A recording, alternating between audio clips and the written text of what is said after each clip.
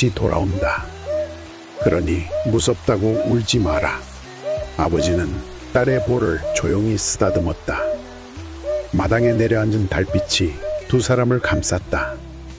한순간 관군들이 집을 둘러싸고 서 있었다. 영모의 가담한 혐의로 영감께선 당장 나와야 하오.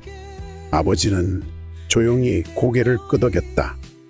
그러나 떠나기 전 딸을 마지막으로 한 번 더 꼭 안아주었다. 기다려라. 아비가 꼭 돌아오마. 연희는 울음을 삼키며 고개를 끄덕였다. 그러나 그날 밤 그녀는 알지 못했다. 그 약속이 지켜지기까지 얼마나 오랜 세월이 걸릴지. 1년 후 봄이 왔지만 연희의 세상은 여전히 겨울이었다. 대청마루에 걸터앉아 아버지가 떠난 문을 바라보았다. 아버지가 없는 집은 공허했다. 방 안에는 아직도 아버지의 집신이 그대로 놓여 있었고 밥상 위에는 한 번도 사용되지 않은 숟가락이 있었다. 밤마다 연희는 작은 손을 깍지 끼고 기도했다. 제발 아버지를 돌려주세요. 그러나 어느 날 장터에서 마을 사람들이 웅성거리는 소리를 들었다. 그 사람 들었나? 역적으로 잡혀간 이서방, 결국 형장으로 끌려갔다더군. 불쌍하게도 이제 돌아올 길이 없지. 연희는 그 말을 듣는 순간 심장이 철렁 내려앉았다.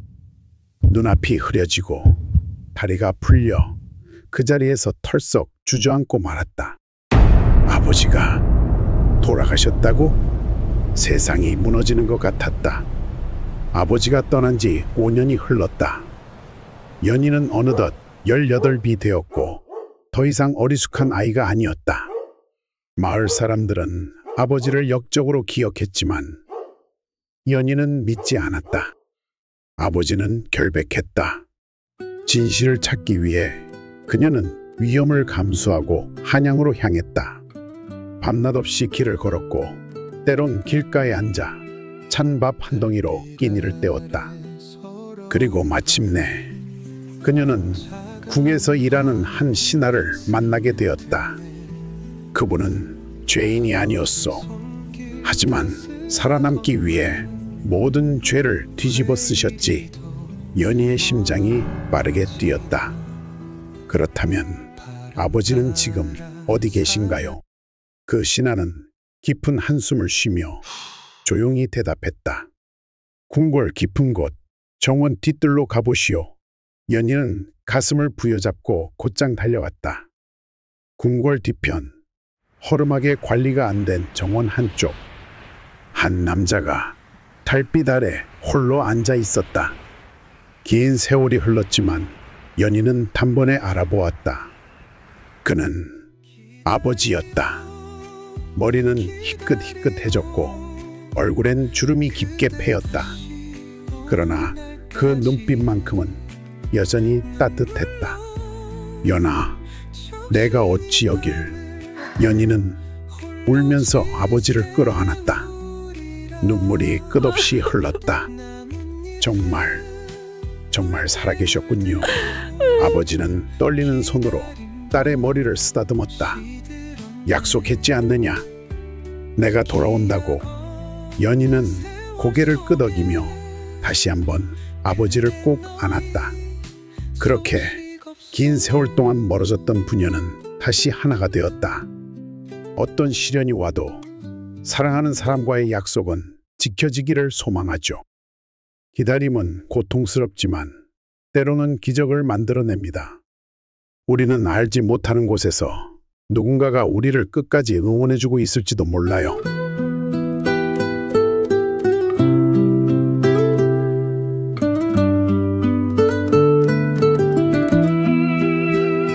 달빛 아래 서러운 밤 차가운 바람 스며드네 아버지 손길 따스하건만 왜 이리 더 멀어지나 바람 바람 따라 사라진 님 기약 없이 떠나셨네. 눈물 어린 작은 손길 잡지도 못한 채 울었소. 기다리오 기다리오 그대 다시 올 날까지. 눈물로 적신 이 밤을 홀로 지새우리라. 나뭇잎은 붉게 물들고 기다림도 시들었네. 기약 없는 세월 속에 그대 너희 소식 없소.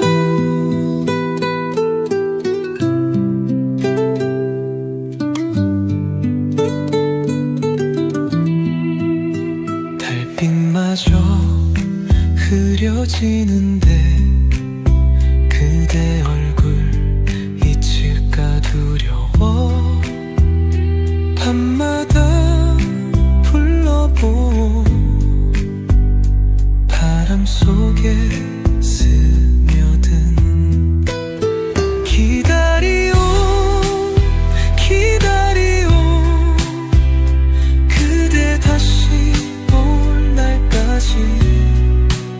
눈물로 적신 이 밤을 홀로 지새우리라.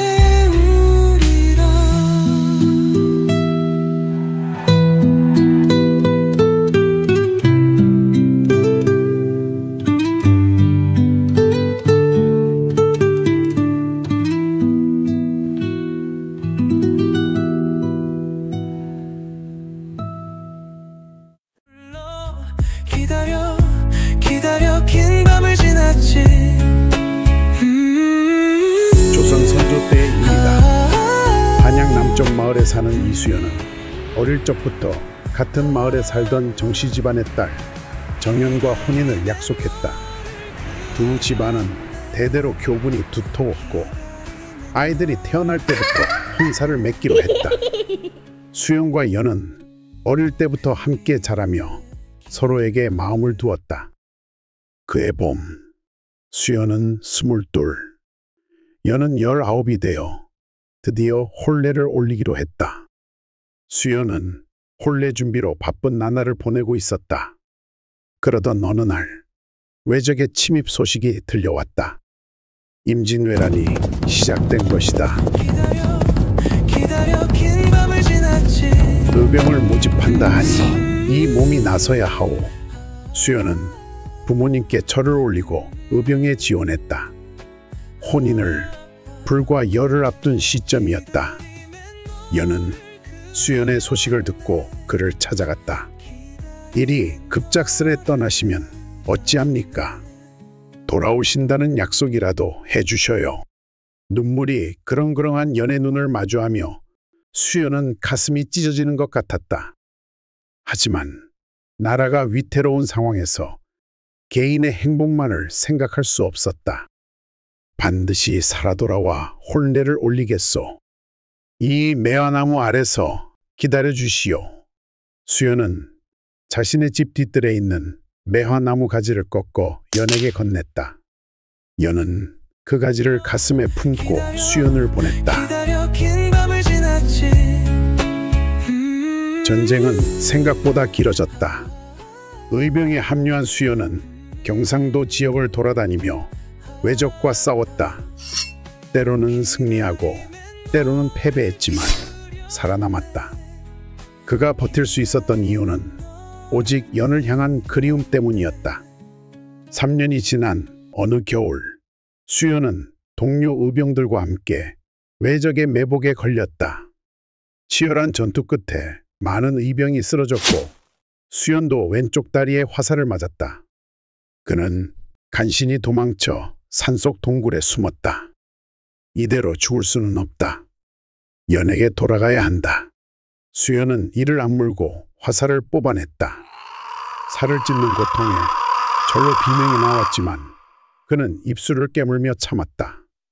상처는 점점 악화되어 고열이 나기 시작했다. 며칠 동안 의식이 오락가락하는 와중에도 그의 입에서는 연의 이름이 흘러나왔다. 동굴에서 죽어가던 수연을 발견한 것은 인근 사찰의 스님이었다. 스님은 수연을 절로 데려가 정성껏 치료했다. 하지만 상처가 너무 깊어 다리를 절단해야만 했다. 수연은 겨우 목숨을 건졌지만 평생 절름발이로 살아야 했다. 기다려 긴 밤을 지났지.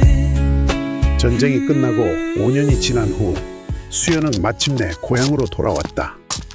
그동안 소식이 끊겨 죽은 줄로만 알았던 부모님은 아들을 보고 기뻐 눈물을 흘렸다. 하지만 수연의 마음은 무거웠다. 자신의 모습으로 연을 만날 용기가 나지 않았다. 정가에는 정연은 어떻게 지내죠? 수연이 조심스레 물었다. 부모님의 얼굴이 어두워졌다. 수연의 가슴이 철렁 내려앉았다. 내가 떠난 후 정연 아이는 매일 매화나무 아래서 너를 기다렸단다. 3년이 지나도 소식이 없자 정가에서는 다른 혼처를 알아보았지. 하지만 정연은 끝내 거부했어. 어머니의 말씀이 계속되었다. 작년 겨울 마을에 역병이 돌았는데 정연이가 병을 얻어 세상을 떠났단다. 마지막까지 내 이름을 부르며 기다려 긴 밤을 지났지. 수연은 그 자리에 주저앉았다. 온 세상이 무너지는 것 같았다. 그가 살아 돌아오기만을 기다리며 세상을 떠난 연을 생각하니 숨이 막혔다. 그날 밤 수연은 매화나무 아래로 찾아갔다. 달빛이 나무 사이로 새어들어 바닥을 비추고 있었다. 그는 절뚝거리며 나무 앞에 무릎을 꿇었다. 연아, 미안하오. 약속을 지키지 못해 미안하오. 갑자기 바람이 불어 매화나무 가지가 흔들렸다. 아직 피지 않은 꽃봉오리가 달빛에 반짝였다. 수연의 눈에서는 뜨거운 눈물이 흘러내렸다. 그때 바람 속에서 희미한 목소리가 들려오는 듯했다. 기다렸어요. 기다렸어요. 오래 기다렸어요. 환청일까? 수연은 고개를 들어 나무를 올려다 보았다. 달빛 사이로 연의 모습이 어렴풋이 보이는 것 같았다. 하얀 저고리에 푸른 치마를 입은 모습은 그가 마지막으로 본 연의 모습 그대로였다. 정말 연인가? 수연의 목소리가 떨렸다. 희미한 형상은 미소를 지었다. 당신을 기다리고 있었어요. 매일 이 나무 아래서. 수연은 떨리는 손을 뻗어 연의 형상에 닿으려 했지만 손은 허공을 가를 뿐이었다. 그러나 그의 가슴은 연의 존재를 느낄 수 있었다. 그렇게 밤새도록 수연은 연의 홀령과 함께했다. 그들은 말로 다 하지 못했던 이야기를 나누었다. 동틀 무렵 연의 형상이 점점 흐려지기 시작했다. 이제 가야 해요. 안 돼. 가지 마오, 연아. 이제 막 만났는데. 수연은 필사적으로 소리쳤다. 그의 눈에서는 핏줄이 터져 나올 듯한 눈물이 쏟아졌다. 손을 뻗어 연을 붙잡으려 했지만 그녀의 모습은 점점 옅어져 갔다. 우리의 인연은 여기서 끝이 아니에요. 다음 생에는 꼭 함께해요. 연의 마지막 말이 바람에 실려 사라졌다. 수연은 텅 빈 매화나무 앞에 무릎을 꿇은 채 오열했다. 그의 절규는 새벽 고요한 마을에 울려 퍼졌다. 그 후로 수연은 매일 매화나무 아래서 시간을 보냈다. 그는 연이 기다렸던 것처럼 이제 자신이 기다리기로 했다. 매화가 피고 지는 계절이 여러 번 바뀌었다. 기다려 긴 밤을 지났지. 10번째 봄, 매화가 만개한 어느 날, 마을 사람들은 매화나무 아래서 미소 짓고 있는 수연을 발견했다. 그는 더 이상 숨을 쉬지 않았다. 그의 품에는 오래전 연에게 주었던 매화가지가 들려 있었다. 그 가지에는 놀랍게도 시들지 않은 꽃이 활짝 피어 있었다. 마을 사람들은 수연을 연의 무덤 옆에 묻어주었다. 사람들은 이야기했다. 저 두 사람의 사랑은 일편단심이었지. 한 조각 붉은 마음, 끝까지 변하지 않는. 세월이 흘러 두 무덤 위에 작은 매화나무가 자라났다. 봄이 올 때마다 그 나무에는 다른 매화보다 더 붉고 아름다운 꽃이 피어났다. 마을 사람들은 그 꽃이 서로를 향한 변치 않는 사랑의 증표라고 믿었다. 그리고 지금도 고요한 밤, 매화나무 아래를 지나는 사람들은 간혹 한 쌍의 연인이 나무 아래서 속삭이는 모습을 본다고 한다. 일편단심으로 서로를 사랑했던 두 영혼이 마침내 함께하는 모습을. 매화 아래서 너를 보내고 찬바람 속에 약속 남겼지. 너의 손길이 내게 머물러 기다려 기다려 긴 밤을 지났지.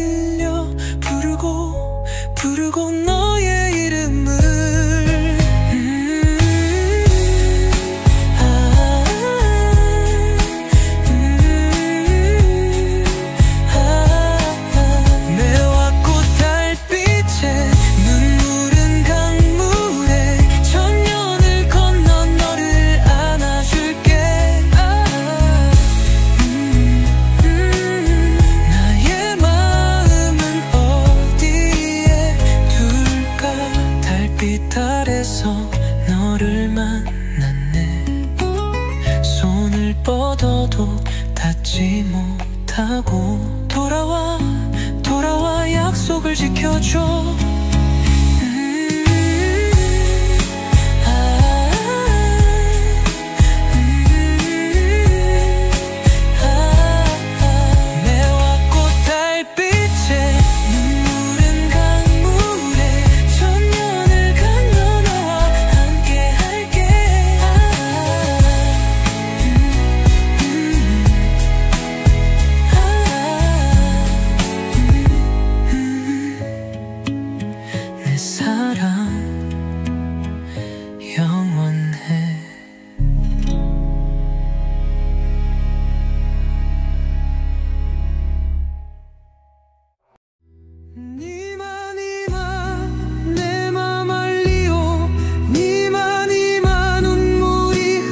조선 중기 개성의 안개 낀 강가.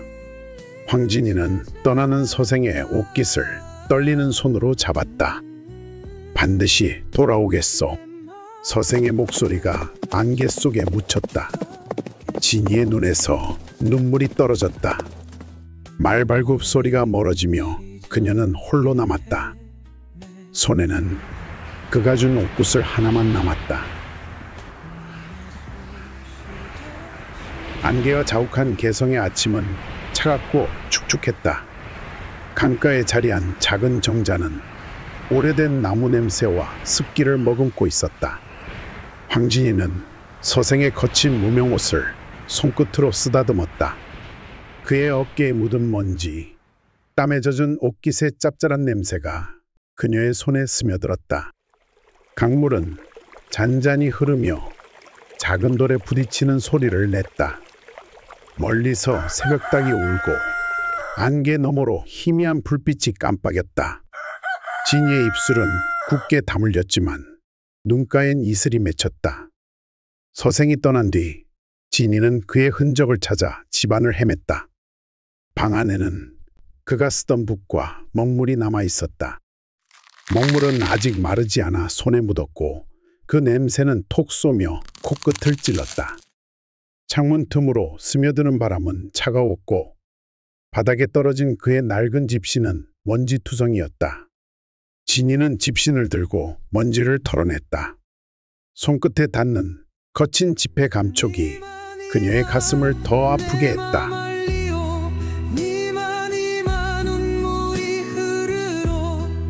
시간이 흘러 100일이 지났다. 진이의 방은 점점 더 어두워졌다. 벽에 걸린 달력은 날마다 붉은 먹으로 지워진 흔적으로 가득했다. 창밖으로 봄바람이 불며 꽃잎이 흩날렸지만 그녀의 눈에는 보이지 않았다. 매일 밤 진이는 서생에게 보내지 못할 편지를 썼다. 붓이 종이를 스칠 때마다 사각거리는 소리가 방 안을 채웠다. 당신은 어디에 있는지요? 평양의 하늘은 나와 같은 달을 보고 있을까요? 그녀의 목소리는 떨렸고 먹물이 종이에 번지며 얼룩이졌다. 겨울이 왔다. 개성 시장터는 눈으로 뒤덮였다. 진이는 어머니의 약을 구하러 시장을 헤맸다. 발밑에서 눈이 뽀드득거렸고 추위가 그녀의 손을 얼어붙게 했다. 시장의 소음, 상인들의 외침, 말발굽 소리, 바람에 흔들리는 천막의 펄럭임이 그녀의 귀를 때렸다. 그녀의 한복 치마는 눈에 젖어 무거웠고 손에는 싸늘한 약재 봉지가 들려 있었다.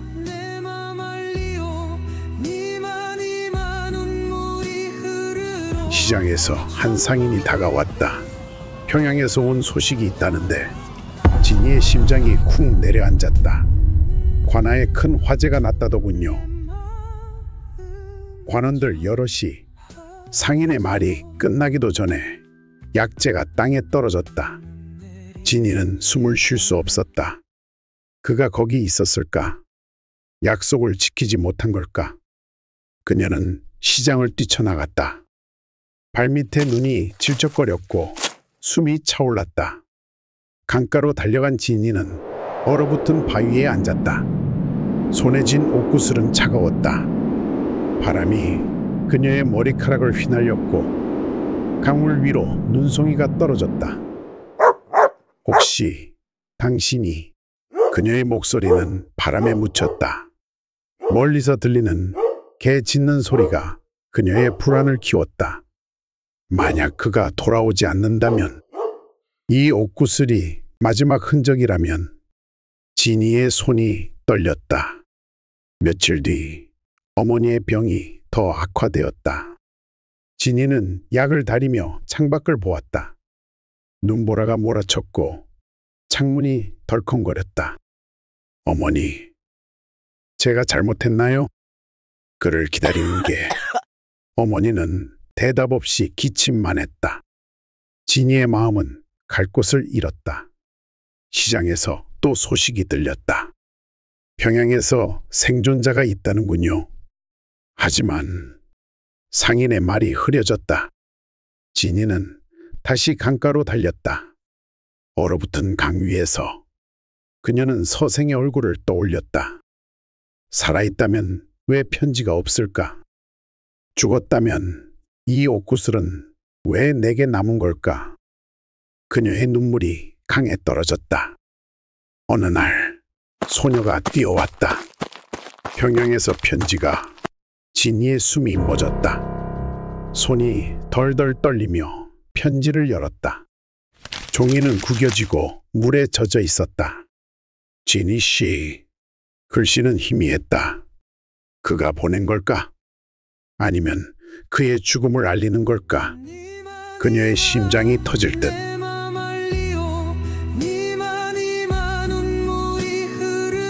편지를 읽던 지니의 눈에 눈물이 차올랐다. 화재에서 살아남았소. 팔을 다쳤지만 약속을 지키기 위해 서생의 필체였다. 지니는 편지를 가슴에 끌어안았다. 얼어붙은 강물이 녹기 시작했다. 봄이 왔다. 개성의 정원에 꽃이 피었다. 지니의 어머니는 병상에서 회복 중이었다. 정원 문이 열리고 한쪽 팔에 붕대를 감은 서생이 들어섰다. 그의 얼굴은 상처로 거칠었지만 눈빛은 따뜻했다. 지니 씨, 그의 목소리가 떨렸다. 지니는 그를 보며 일어섰다. 당신, 정말... 말이 목에 걸렸다. 서생이 다가와 그녀의 손을 잡았다. 천만리 길을 건넜소. 이제 더 떠나지 않겠소. 지니의 눈에서 눈물이 흘렀다. 어머니가 미소 지었다. 네 행복을 찾아라. 지니는 서생의 품에 안겼다. 옷구슬은 두 사람의 손 사이에 놓였다. 강물은 따뜻한 봄 햇살 아래 반짝였다.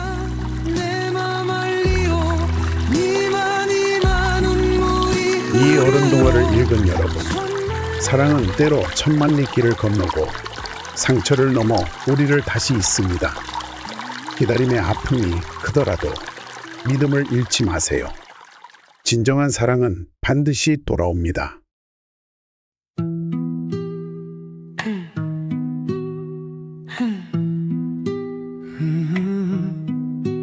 안개 낀 강가에 홀로 서서 떠난 님 옷깃만 지우 옷구슬 손에 쥐고 울며 기다렸어 기다렸어 끝없는 밤을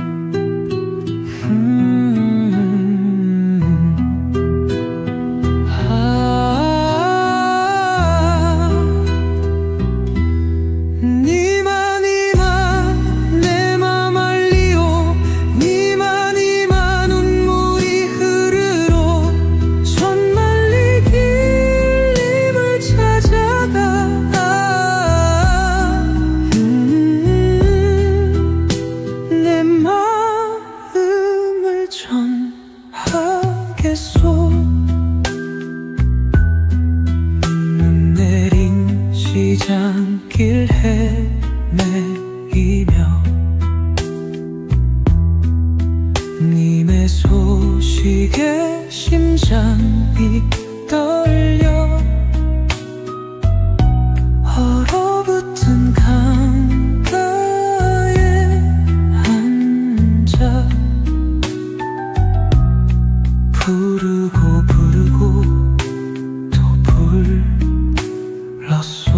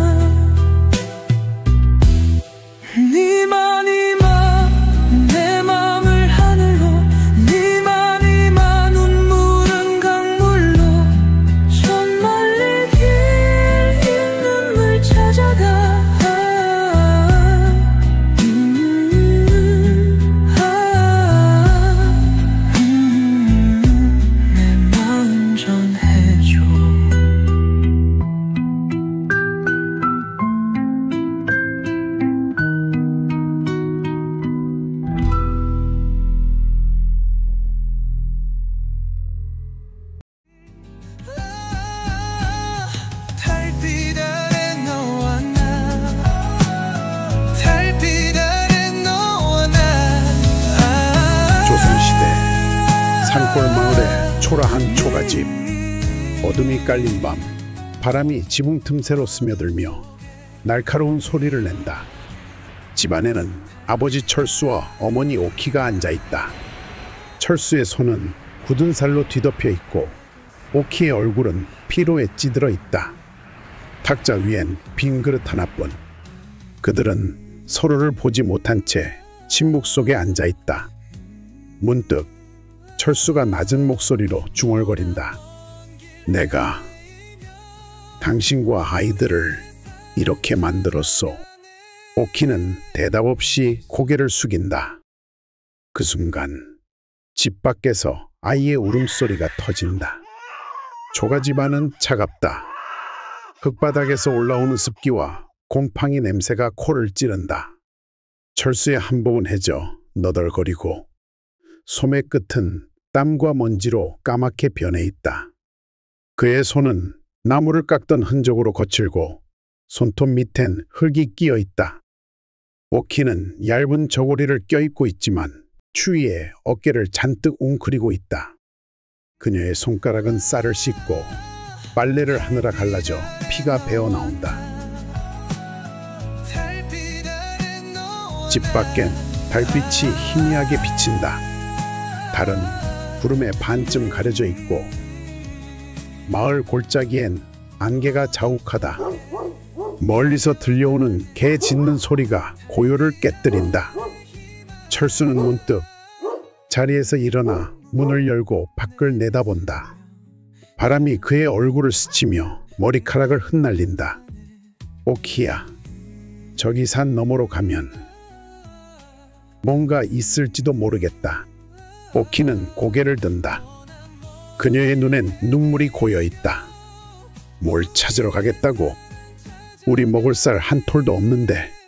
철수는 대답 대신 문을 닫고 다시 앉는다. 방 안엔 다시 무거운 침묵이 흐른다. 아이, 은실이가 담요 속에서 작게 흐느끼며 몸을 뒤척인다.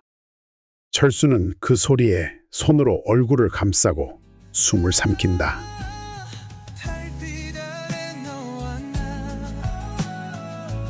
며칠이 지났다. 철수는 마을 장터에 나가 나무를 깎아 만든 그릇을 팔려 하지만 아무도 사지 않는다. 이런 건 이제 필요 없어. 장사꾼이 빈정거리며 손을 내젓는다. 철수는 고개를 숙인 채 집으로 돌아온다.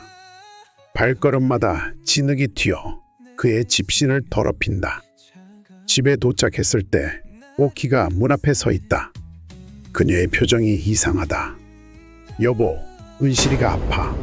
남편은 숨을 멈춘다. 뭐라고? 열이 나서 깨어나질 않아. 약을 구해야 해. 남편은 집 안으로 뛰어들어가 은실이를 본다. 아이의 얼굴은 땀으로 젖어 있고 숨소리가 거칠다. 그는 주저없이 문을 박차고 나간다. 내가 어떻게든 구해올게. 밤이 깊어간다. 철수는 산길을 오른다. 바람이 거세지고 나뭇가지가 부러지는 소리가 들린다. 그는 약초꾼이 산 너머에 산다고 들은 기억을 떠올리며 발을 재촉한다. 하지만 길은 점점 험해지고 안개가 그의 시야를 가린다. 발밑에서 돌이 굴러떨어진다. 그는 넘어질 뻔하며 손으로 나무를 붙잡는다. 은실아, 기다려. 한편 집에 남은 오키는 은실이를 품에 안고 기도한다. 그녀의 목소리는 떨리며 점점 작아진다. 제발, 제발 살려주세요. 갑자기 문이 펄컥 열린다. 마을 이장이 헐레벌떡 들어온다. 오키야, 큰일 났다. 철수가 산으로 갔다며. 저기 지금 산사태가 일어났다는 소문이 돌고 있어. 오키의 눈이 커진다. 뭐라고요? 그녀는 은실이를 내려놓고 문 밖으로 뛰쳐나간다. 하지만 어둠 속에서 산은 보이지 않는다. 멀리서 천둥 소리가 울린다. 철수는 산속 깊은 곳에 다다른다. 그는 약초꾼의 오두막을 발견하지만 문은 잠겨 있다. 누구 없소? 그는 문을 두드리며 소리친다. 안에서 아무 소리도 들리지 않는다. 그 순간 땅이 흔들리기 시작한다. 산사태다. 철수는 뒤를 돌아보지만 이미 흙과 돌이 쏟아져 내린다. 그는 본능적으로 몸을 던진다. 집에서 기다리던 오키는 산 쪽을 바라보며 무릎을 꿇는다. 여보, 제발. 그녀의 목소리는 바람에 묻힌다. 은실의 숨소리가 점점 약해진다. 시간이 흐를수록 애가 타들어간다. 철수는 살아남았을까? 은실이는 회복할 수 있을까?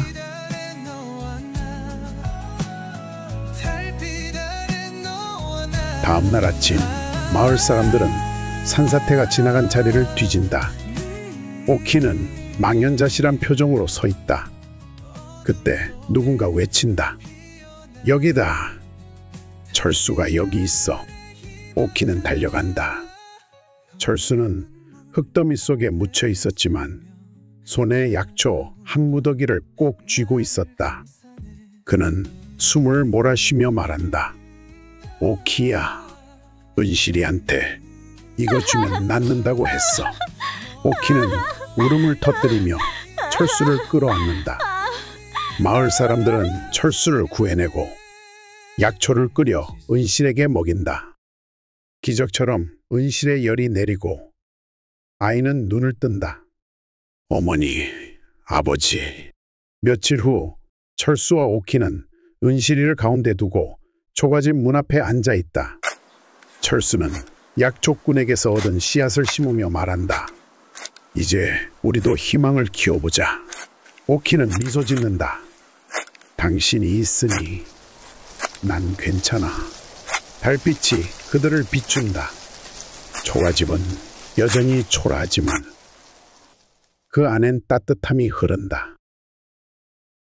달빛 아래 차가운 바람 너의 손을 잡을 수 없네.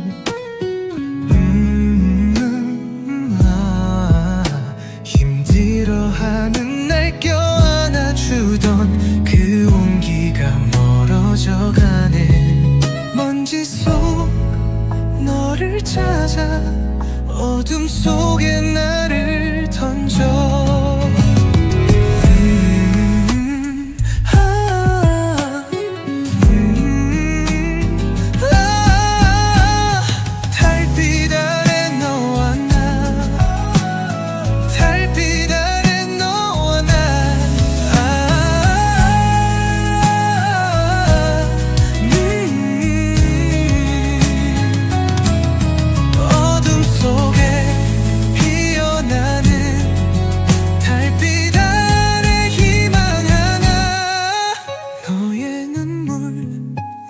스며 차가운 밤 나를 감싸네.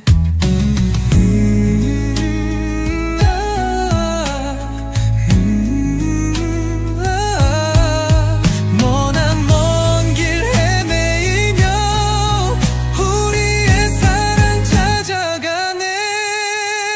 먼지 속 너를 찾아 어둠 속에 나를 던져.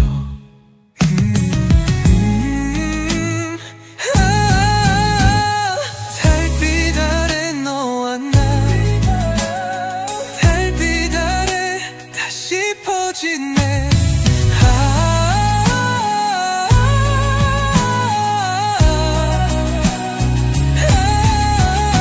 어둠 속에 피어나는 달빛 아래 희망 하나. 무너져도 다시 일어나 너의 미소 나를 감싸네.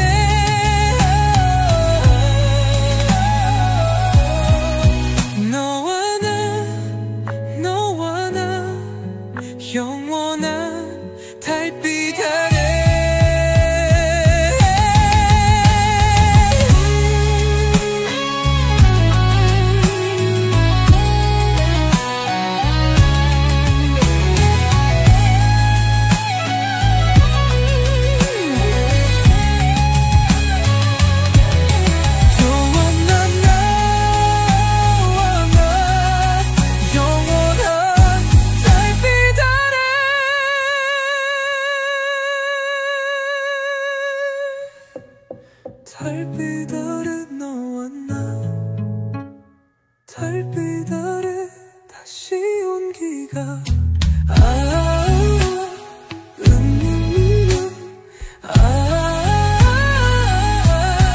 그 먼 길 찾아오는 따뜻한 꿈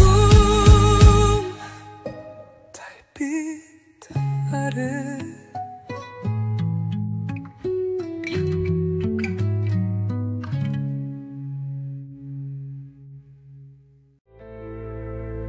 등불 아래 아버지의 그림자 황량한 산골 마을에 허름한 초가집에서 가난한 농부 이석돌이 숨을 몰아쉰다. 역병에 걸린 그의 손은 거칠고 갈라져 있으며 손끝이 떨린다. 14살 딸 순이는 문 밖에서 아버지를 바라보며 차가운 손으로 산에서 캐온 약재를 쥐고 있다.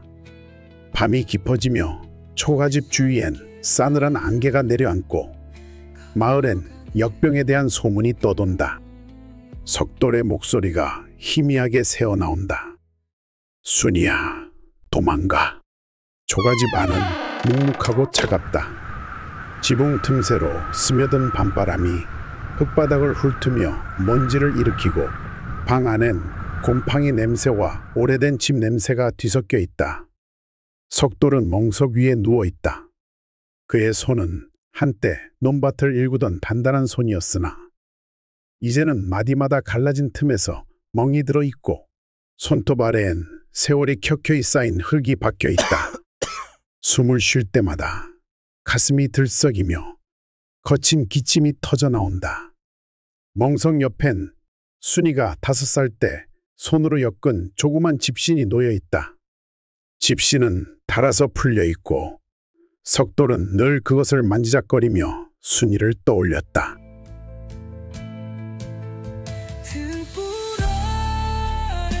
순이는 문틈으로 아버지를 바라본다.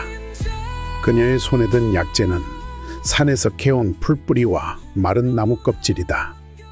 손끝은 차가운 흙으로 얼룩졌고 손톱은 부러져 피가 묻어있다. 밖엔 달빛이 희미하게 내려앉아 초가집 지붕을 은빛으로 물들이지만 그 빛은 순이의 마음을 따뜻하게 하지 못한다. 아버지의 기침 소리가 그녀의 귀에 날카롭게 박힌다.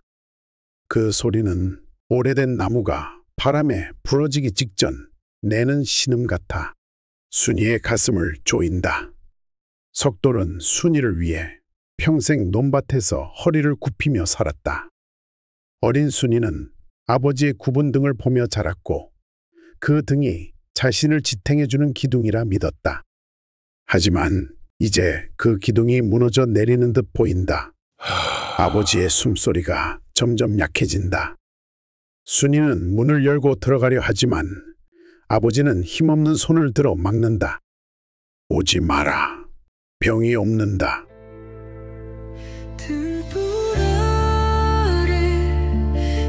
그의 목소리는 어둠에 묻혀 잘 들리지 않는다. 순이는 약재를 쥔 손을 떨며 망설인다. 아버지를 살리려면 가까이 가야 하지만 병에 걸릴까 두려운 마음이 그녀를 붙잡는다. 그때 아버지가 멍석 아래서 작은 등불을 꺼낸다. 기름이 거의 다 된 낡은 등불이다. 손을 덜덜 떨리며 불을 붙이자 희미한 빛이 방 안의 어둠을 살짝 밀어낸다.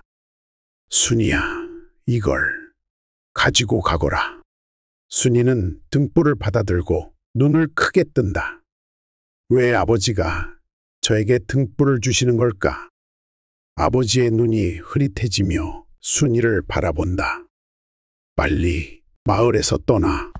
순이는 혼란에 빠진다. 아버지를 두고 떠날 수는 없다. 하지만 그때 마을에서 횃불빛과 고함 소리가 들려온다. 역병 걸린 집이다. 불태워야 한다. 마을 사람들이 몰려오고 있다. 순이는 등불을 쥔 채 문 밖으로 뛰쳐나가려 하지만 다시 아버지를 돌아본다. 아버지는 기침을 하며 몸을 웅크린다. 횃불을 든 사람들이 점점 가까워진다.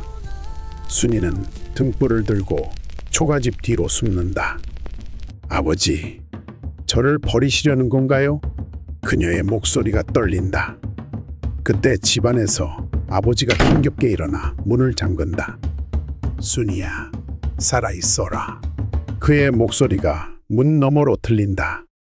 순이는 울음을 삼키며 숨을 죽인다. 마을 사람들이 문을 두드리며 소리친다. 문을 열어!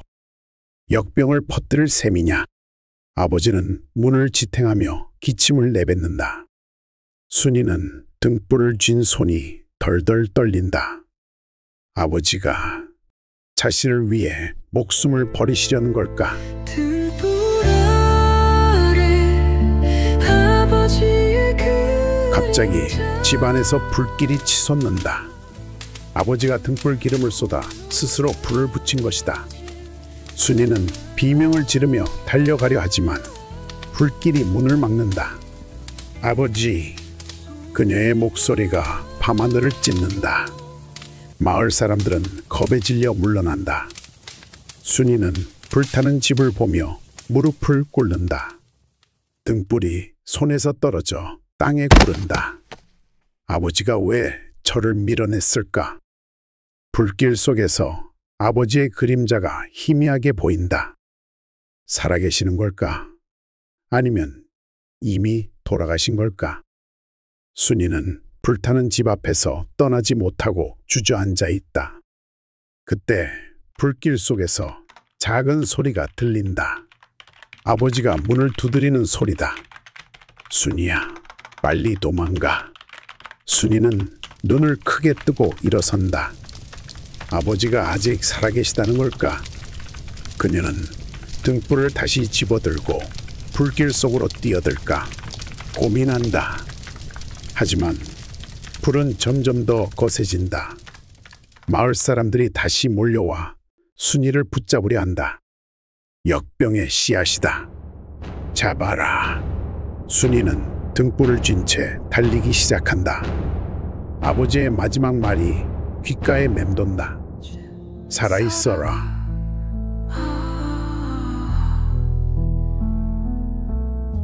순이는 산속으로 깊이 들어간다.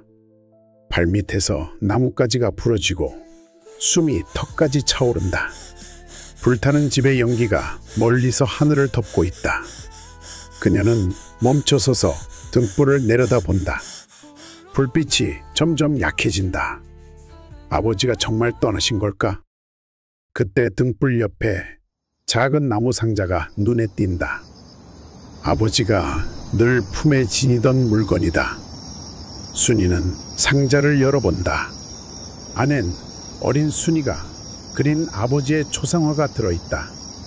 그림 옆엔 떨리는 글씨로 쓰인 말이 있다. 순이야, 나는 죽어도 너는 살아야 한다. 순이는 숨을 삼키며 상자를 쥔다. 아버지의 마음이 손끝을 통해 전해진다. 순이는 산속에서 숨을 고르며 불타는 마을을 돌아본다. 등불의 빛이 희미해지며 꺼질 듯 흔들린다. 눈물이 뺨을 타고 흐른다. 상자에서 종이 쪽지가 또 하나 떨어진다. 아버지의 손글씨다. 순이야, 살아있어야 한다. 네가 살아야 내가 산다. 이 등불을 들고 새 삶을 찾아가거라. 순이는 종이를 쥔 채 울음을 터뜨린다.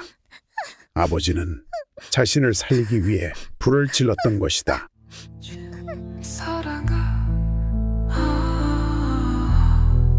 그 순간 산속에서 희미한 발소리가 들린다. 순이가 고개를 들자 불에 그을린 옷을 입은 아버지가 비틀거리며 나타난다. 아버지! 순이는 달려가 아버지를 끌어안는다. 아버지는 힘겹게 미소를 짓는다. 불을 질러 그놈들을 쫓았지. 너를 지키려고. 아버지는 순이를 위해 집을 불태워 마을 사람들을 속이고 뒷문으로 빠져나온 것이었다. 그의 손은 화상으로 붉게 물들었지만 순이를 감싸 안을 힘이 남아있다. 순이는 아버지의 손을 잡고 속삭인다. 아버지, 같이 가요. 아버지는 고개를 끄덕이며 등불을 다시 밝힌다. 두 사람은 산속으로 걸어간다. 등불의 빛이 어둠을 뚫고 희망을 비춘다. 산속 깊은 곳에서 두 사람은 잠시 멈춰선다. 아버지는 순이의 손을 놓지 않은 채 말한다. 순이야, 네가 있으면 나도 살아갈 힘이 생긴다. 순이는 아버지의 손을 가슴에 대고 느낀다. 그 거친 손끝에 담긴 사랑이 따뜻하게 전해진다. 하늘엔 별이 하나둘 떠오르고 등불은 여전히 꺼지지 않는다.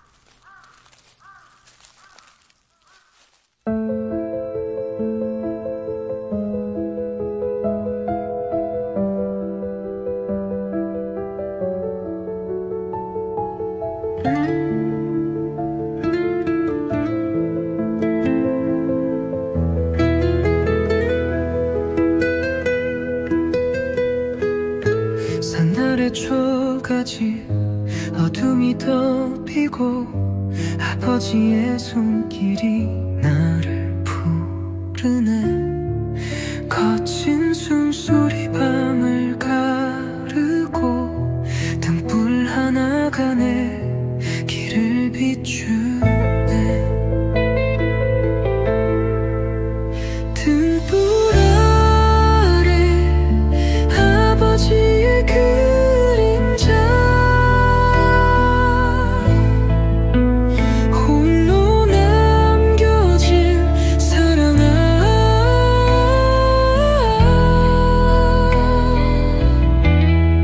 손을 놓아도 나를 감싸 안았던 그 손길 따라 걸어가네.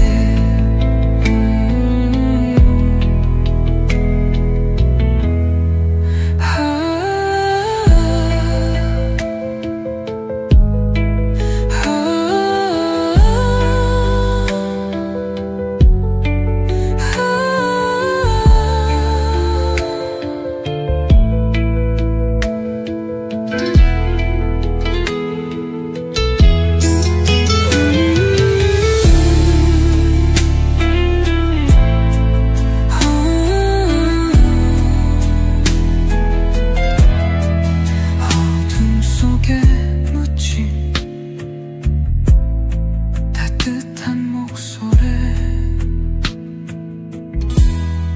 어둠 속에서도 나를 감싸 안았던 아버지의 맘이 내 가슴에 와닿네.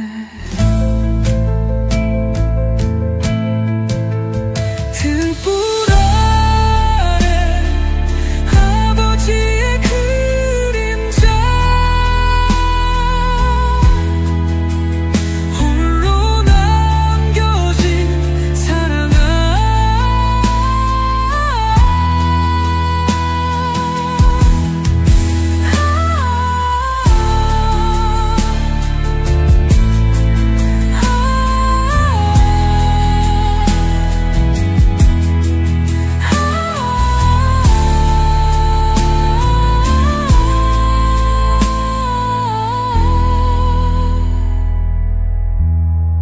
어둠을 뚫고 다시 피어나 아버지와 함께 걸어가네. 눈물 속에서도 희망이 남아 등불이 꺼지지 않기를. 등불 아래 아버지의 그림자 홀로 남겨진 사랑아.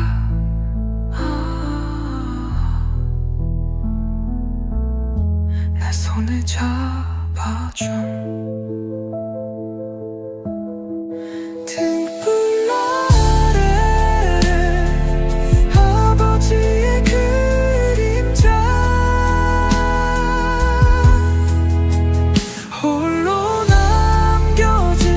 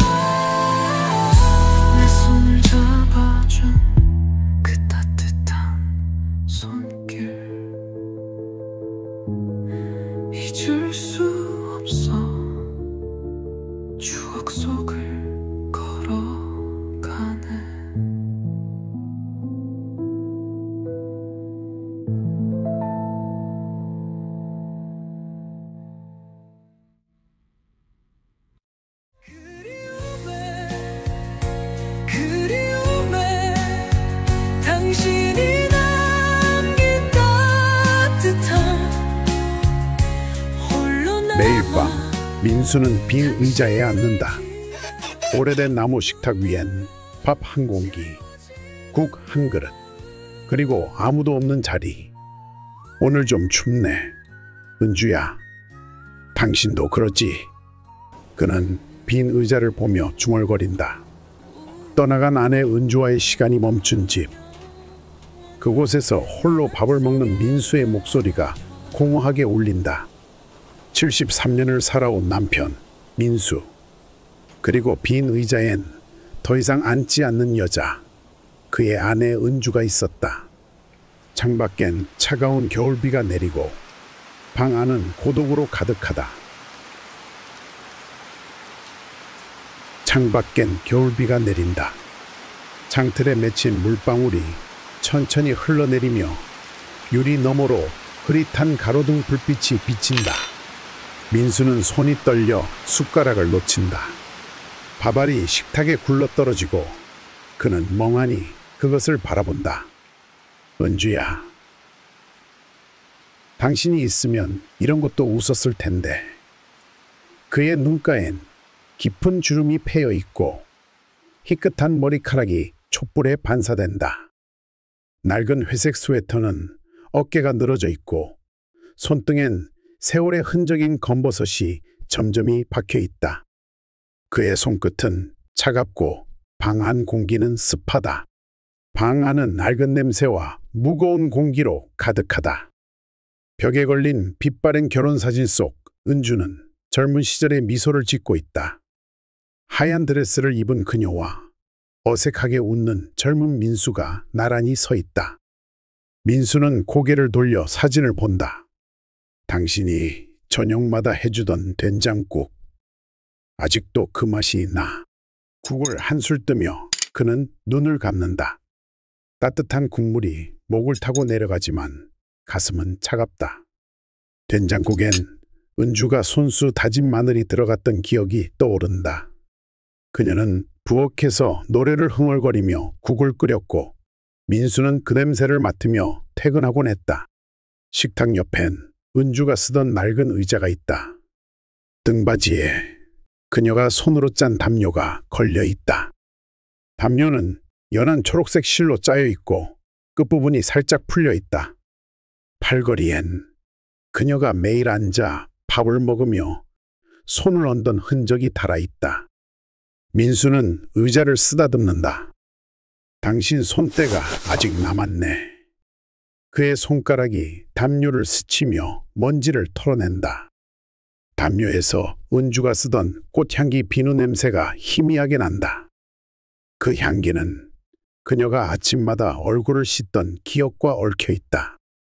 민수는 숨을 깊이 들이쉰다. 창밖엔 비가 내리고 민수는 의자에 앉아 밥을 먹던 은주를 떠올린다. 여보, 국 좀 더 먹어 하며 웃던 그녀의 목소리가 귓가에 맴돈다. 그녀는 늘 그의 그릇을 채워주고 자신은 적게 먹었다. 민수는 그때마다 당신도 먹어 라고 했지만 은주는 난 괜찮아라며 손을 내저었다. 그녀의 손은 작고 부드러웠다. 이제 그 손은 없다. 민수는 숟가락을 내려놓고 한숨을 쉰다. 당신이 없으니 밥맛이 안 나. 그의 눈이 촉촉해진다. 식탁 위엔 은주가 좋아하던 작은 유리병이 놓여 있다.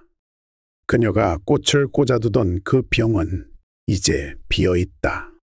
방 한구석엔 은주의 낡은 뜨개 바구니가 있다. 그녀가 아플 때까지 손에서 놓지 않던 바구니다. 안에 든 초록색 실타래는 먼지가 쌓여 있다. 민수는 그 바구니를 본다. 당신이 내 스웨터 뜨던 그 손. 그는 손을 뻗어 실을 만진다. 손끝에 닿는 감촉이 그녀의 손을 떠올리게 한다. 은주는 늘 뜨개질을 하며 여보, 따뜻하게 입어 라고 웃었다. 그 목소리가 지금도 들리는 듯하다. 민수는 실을 내려놓고 고개를 숙인다. 그러나 오늘 밤은 다르다. 민수는 빈 의자를 보며 묻는다. 은주야, 나 때문에 떠난 거야? 목소리가 떨린다. 결혼 40년, 은주가 떠난 지 3년. 그날 밤 그녀는 조용히 숨을 거뒀다. 민수는 그때를 떠올린다. 병실에서 그녀의 차가운 손을 잡고 가지마 라고 속삭였던 순간 내가 더 잘했어야 했는데 병원 복도에서 울던 기억, 손을 놓아버린 순간이 머릿속을 맴돈다. 그는 그녀가 아프던 날들을 떠올린다. 내가 더 챙겼어야 했어. 시선이 멈추고 미소 지어 갑자기 바람이 창문을 흔든다. 촛불이 흔들리며 꺼질 듯 위태롭다. 민수는 자리에서 일어나 창문을 잠근다. 돌아와 의자를 다시 본다. 당신이 나를 용서했으면 좋겠어. 그의 목소리가 갈라진다. 의자에 걸린 담요가 미세하게 흔들리는 것 같았다. 착각일까? 아니면 정말 은주가 거기 있는 걸까? 민수는 숨을 멈춘다. 방 안 공기가 무겁게 내려앉는다.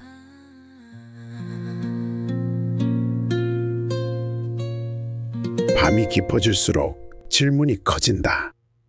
당신은 내가 혼자 밥 먹는 걸 보면 뭐라고 할까? 민수는 국그릇을 내려놓고 의자를 똑바로 쳐다본다. 나 때문에 아팠던 거야? 내가 더 말해줬어야 했나? 기억 속 은주의 마지막 미소가 떠오른다.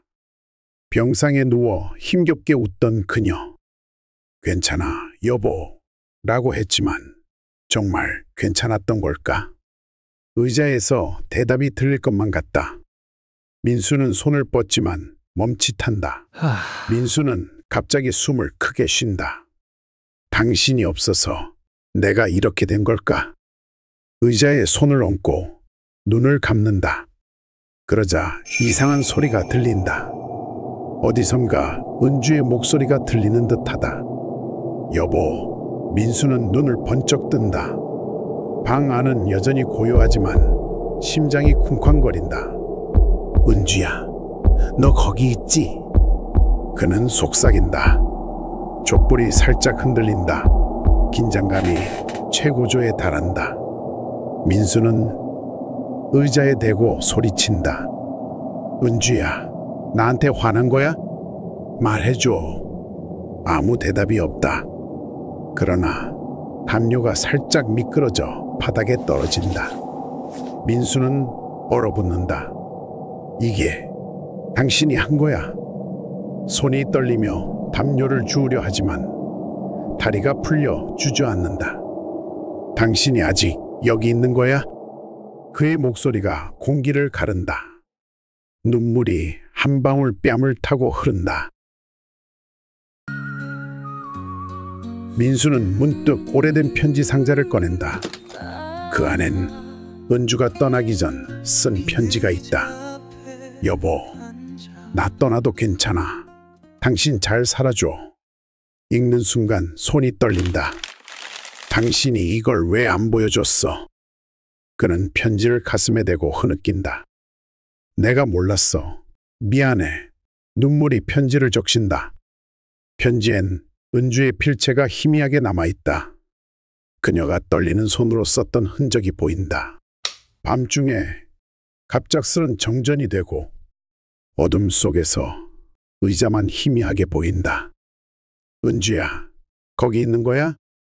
민수는 촛불을 다시 켠다. 불빛에 의자가 살짝 움직인 듯하다. 그의 숨이 멎는다. 당신이 나를 보고 있는 거야.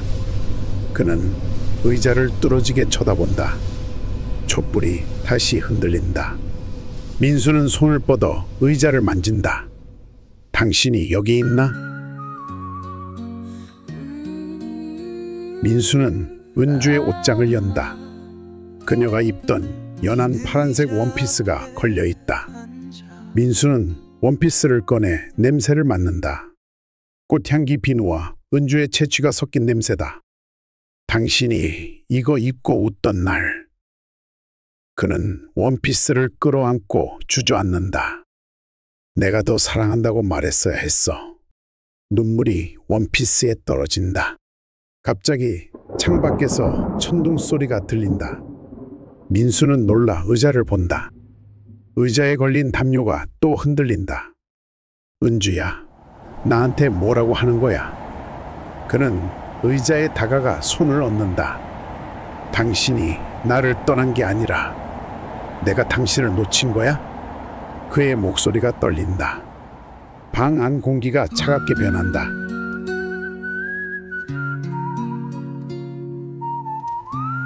민수는 오래된 라디오를 켠다. 은주와 함께 들었던 노래가 흐른다. 이 노래 당신이 좋아했지. 그는 의자를 보며 말한다. 당신이 이 노래 들으면서 춤추던 날. 노래 속 멜로디가 방 안을 채운다. 민수는 눈을 감고 은주를 떠올린다. 그녀가 병실에서도 이 노래를 흥얼거리던 모습이 떠오른다. 밤이 더 깊어진다. 민수는 의자에 대고 묻는다. 은주야, 내가 잘 살아도 괜찮을까? 대답은 없다. 그러나 창밖 빗소리가 멈춘다. 민수는 의자를 쓰다듬는다. 당신이 괜찮다고 해주면 나도 괜찮아질 거야. 그의 목소리에 힘이 실린다. 민수는 담요를 끌어안는다. 미안해, 은주야. 눈물이 볼을 타고 흘러 식탁 위로 떨어진다. 그러자 방 안 공기가 부드럽게 변한다. 창밖 빗소리가 잦아들고 촛불이 다시 안정적으로 타오른다. 그는 담요에서 은주의 채취를 느낀다. 오래전 그녀가 아플 때 덮어주던 그 냄새다. 꽃향기 비누와 그녀의 따뜻한 손길이 섞인 향기다. 민수는 눈을 감고 그 향기를 깊이 들이쉰다. 당신이 날 용서한 거지? 민수는 미소 짓는다. 눈물 사이로 웃음이 번진다. 나도 이제 괜찮아질게. 그는 의자를 끌어당겨 앉는다. 빈 의자가 더 이상 차갑게 느껴지지 않는다. 오늘 국 맛있네. 당신도 먹었으면 좋았을 텐데. 그는 밥을 한술 더 뜬다. 국에서 은주가 손수 다진 마늘 맛이 난다. 그녀가 곁에 있는 듯하다. 민수는 국그릇을 어루만진다. 창밖엔 비가 내리고 민수는 은주가 좋아하던 꽃을 식탁에 놓는다. 당신이 좋아했지, 이거. 연보라색 국화꽃잎이 담요 위로 떨어지며 방 안이 따뜻해진다. 그는 미소 짓는다. 당신이 여기 있네. 꽃향기가 은주의 비누 냄새와 섞인다. 민수는 눈을 감고 그녀를 느낀다. 당신이 좋아하던 꽃이야, 은주야. 그의 목소리가 부드럽다. 밤이 깊어진다. 민수는 의자를 보며 속삭인다. 은주야, 내 곁에 있어줘. 창밖에서 달빛이 방 안으로 스며든다. 의자에 걸린 담요가 따뜻하게 빛나는 듯하다. 그는 잠든다. 꿈속에서 은주가 미소 짓는다. 여보, 괜찮아. 그 목소리가 가슴을 채운다. 그녀는 병상에서 입던 하얀 환자복 대신 결혼사진 속 하얀 드레스를 입고 있다. 민수는 꿈속에서 그녀의 손을 잡는다. 다음 날 아침, 민수는 일어나 밥을 짓는다. 빈 의자에 새 담요를 덮어준다. 오늘도 같이 먹자, 은주야. 그의 얼굴엔 평화가 깃든다. 그는 국을 끓이며 은주와 좋아하던 마늘을 다진다. 부엌에서 나는 따뜻한 냄새가 방을 채운다. 민수는 국그릇을 식탁에 놓고 의자를 본다. 당신이 좋아할 맛이야. 빈 의자는 더 이상 빈 것이 아니다. 사랑으로 채워진 자리다. 민수는 창문을 연다. 햇빛이 들어오며 방 안이 환해진다. 당신이 좋아할 날씨야. 그는 의자를 보며 웃는다. 오늘은 좀 덜 춥네, 은주야. 그의 목소리에 더 이상 공허함이 없다. 그는 밥을 먹으며 은주와의 추억을 떠올린다. 당신이 만든 국이 최고였어. 그는 밥을 천천히 씹으며 미소 짓는다. 며칠 뒤 민수는 동네 시장에 간다. 은주가 좋아하던 국화꽃을 사온다. 당신이 좋아할 거야. 그는 꽃을 의자 옆에 놓고 미소 짓는다. 오늘 저녁에 같이 차 마시자, 은주야. 그는 꽃을 어루만지며 말한다. 빈 의자는 이제 그의 삶의 일부다. 사랑으로 채워진 따뜻한 자리다. 민수는 집으로 돌아와 국을 끓이고 의자에 앉아 밥을 먹는다. 당신이 있으니 괜찮아.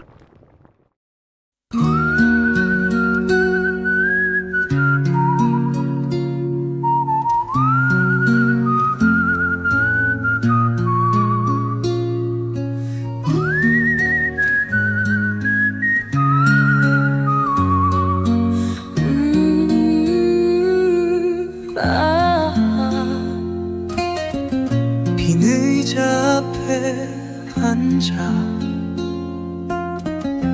당신을 그리네. 당신 떠난 그날부터 시간이 멈췄어. 창밖엔 비가 내리고 촛불은 흔들려. 당신 목소리 들릴 듯 가슴이 아파와.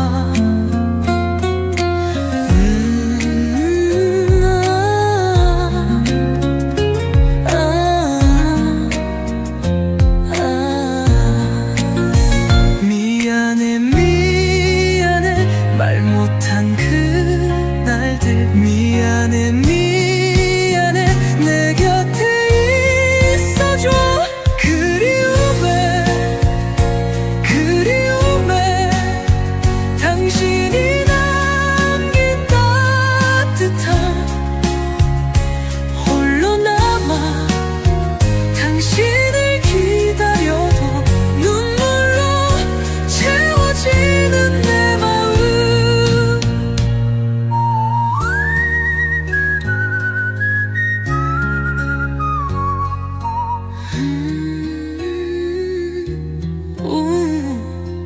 영원히 영원히 내 맘속에 남아줘.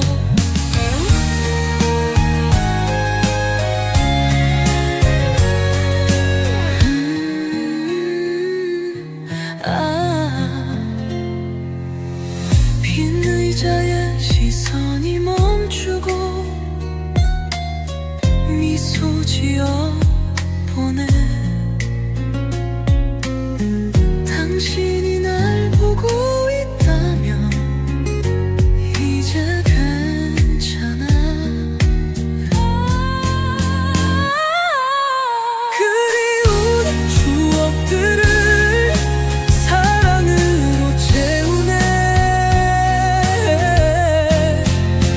영원히 영원히 내 곁에 있어줘.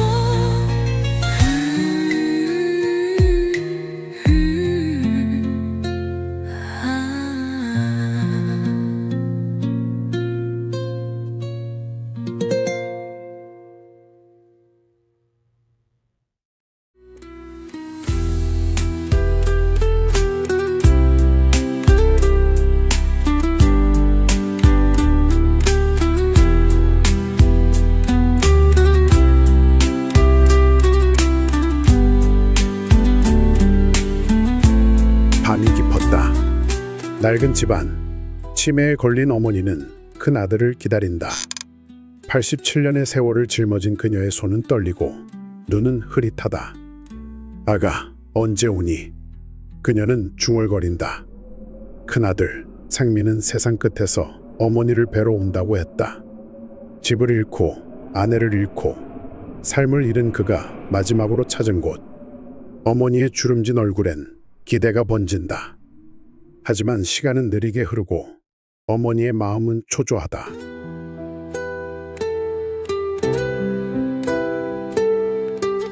어머니는 창가에 앉아 밖을 내다본다. 창문에 맺힌 물방울이 천천히 흘러내린다. 유리 너머로 깜빡이는 가로등 불빛이 그녀의 얼굴을 비춘다. 주름진 뺨은 깊게 패였고 얇은 입술은 굳게 다물려 있다. 그녀가 입은 회색 한복은 해져서 실밥이 풀려 있고 손등엔 세월의 흔적인 검버섯이 가득하다. 방 안은 오래된 나무 냄새와 축축한 공기로 차 있다. 벽엔 빛바랜 가족 사진이 걸려 있다. 젊은 어머니와 두 아들, 그리고 딸, 웃음이 가득한 시절. 어머니는 사진을 보며 중얼거린다. 상민아, 배고프지 않니? 그녀의 목소리는 갈라지고 손가락은 허공을 더듬는다.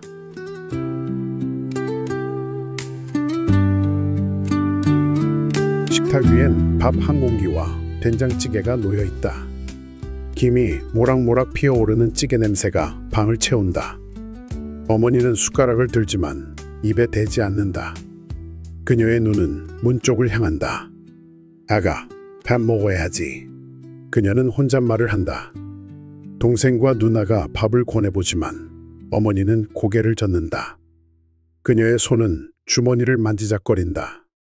낡은 한복 주머니엔 먼지가 묻어 있고 손톱 밑엔 때가 끼어 있다.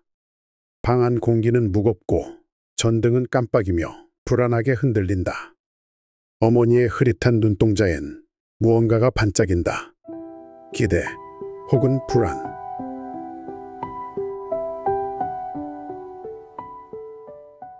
어머니는 자리에서 일어나 방 안을 서성인다.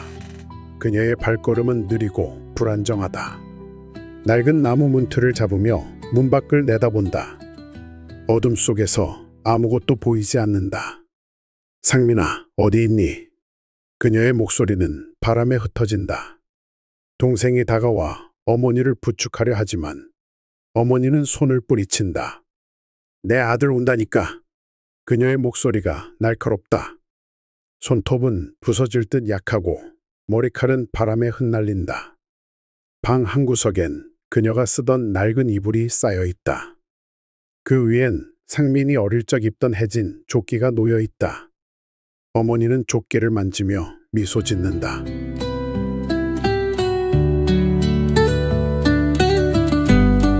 어머니의 기억은 흐릿하다. 치매는 그녀의 과거를 삼켰다. 하지만 상민의 이름만은 또렷하다. 내 아들 배고프다 했지. 그녀는 주머니를 다시 만진다. 손가락 사이로 먼지가 떨어진다. 방 안은 차갑고 창밖엔 비가 세차게 내린다. 동생은 어머니를 달래려 하지만 그녀는 듣지 않는다. 그녀의 손은 점점 더 바쁘게 움직인다. 무언가를 찾는 듯 혹은 무언가를 지키려는 듯. 어머니의 눈은 문을 떠나지 않는다. 저녁이 깊어진다. 상민은 아직 오지 않았다. 동생하고 누나는 어머니의 밥상을 차린다. 하지만 어머니는 밥을 먹지 않는다. 그녀는 숟가락으로 밥을 뒤적이며 가족들의 눈치를 살핀다. 아가, 배고프다 했어.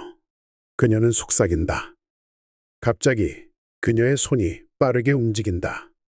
밥과 반찬을 주머니에 쑤셔 넣는다. 누나가 놀라 소리친다. 어머니, 그러시면 안 돼요. 하지만 어머니는 고개를 젓는다. 내 아들 줄 거야. 그녀의 목소리가 떨린다. 어머니의 손은 멈추지 않는다. 뜨거운 찌개 국물을 맨손으로 퍼낸다. 손이 벌겋게 변하고 물집이 잡힌다. 동생과 누나가 말리려 하지만 어머니는 악을 쓴다. 놔! 내 아들 줄 거야. 그녀는 찌개 속 고기를 주머니에 넣는다. 한복은 젖고 주머니는 무거워진다. 그녀의 눈엔 광기가 서려 있다. 누가 뺐으면 어쩌나. 그녀는 중얼거리며 자리에서 일어난다. 어머니는 안방으로 달려간다. 문을 잠갔다. 동생이 문을 두드리며 부른다. 어머니, 나오세요. 하지만 대답이 없다. 방 안은 고요하다. 어머니는 이불 속에 주머니를 숨긴다. 내 아가, 배고프면 안 되는데. 그녀의 목소리는 떨린다. 창밖엔 전등이 친다. 전등이 깜빡이며 꺼진다. 어둠 속에서 어머니의 숨소리만 들린다. 상민은 어디 있는 걸까? 그는 정말 올까? 밤이 깊어진다. 동생과 누나는 초조하다. 상민이가 올까? 그들은 문 밖을 바라본다. 어머니는 여전히 나오지 않는다. 갑자기 멀리서 발소리가 들린다. 동생이 문을 연다. 어둠 속에서 상민이 나타난다. 해진 옷, 흐트러진 머리, 텅 빈 눈빛. 누나, 어머니 계시지? 그의 목소리는 갈라진다. 누나는 고개를 끄덕이며 안방을 가리킨다. 상민은 떨리는 손으로 문을 두드린다. 어머니, 저 왔습니다.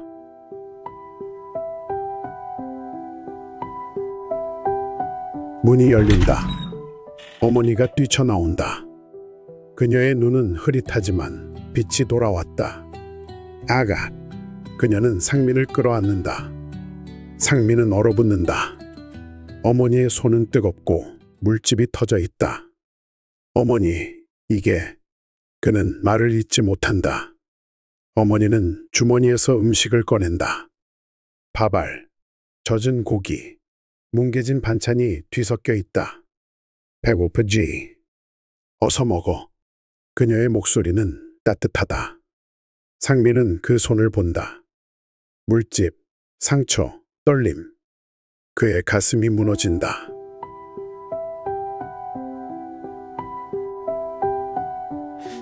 상민은 흐느낀다. 어머니, 왜? 그는 어머니를 끌어안는다. 누나가 다가와 그날의 일을 말해준다. 어머니가 밥을 숨기고 뜨거운 찌개를 맨손으로 넣던 모습. 상민의 눈물이 멈추지 않는다. 제가 이렇게 망가져서. 그는 고개를 숙인다. 어머니는 그의 머리를 쓰다듬는다. 아가야, 밥 먹어. 그녀의 손은 떨리지만 따뜻하다. 방 안은 갑자기 조용해진다. 창밖은 비가 잦아든다.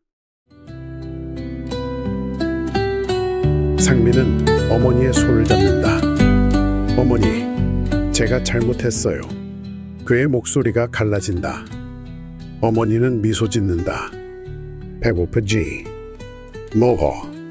그녀는 다시 음식을 내민다. 상민은 그 음식을 본다. 뭉개진 밥알, 젖은 고기. 그의 손이 떨린다. 이걸 어떻게? 그는 망설인다.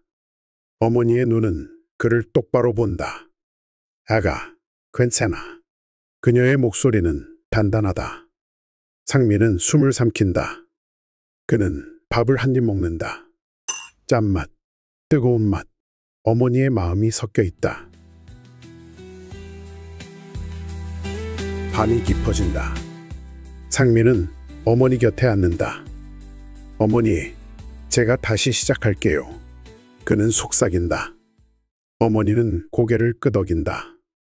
아가, 배고프면 말해.